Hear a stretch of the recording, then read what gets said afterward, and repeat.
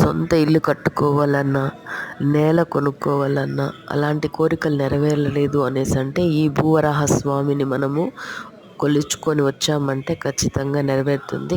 ఈ టెంపుల్కి సంబంధించిన పూర్తి సమాచారాన్ని కృష్ణామృతం ఛానల్లో ఉంది, డిస్క్రిప్షన్లో లింక్ ఉంది. మరెందుకు ఆలస్యం, వెళ్ళి వాచ్ చేసేయండి.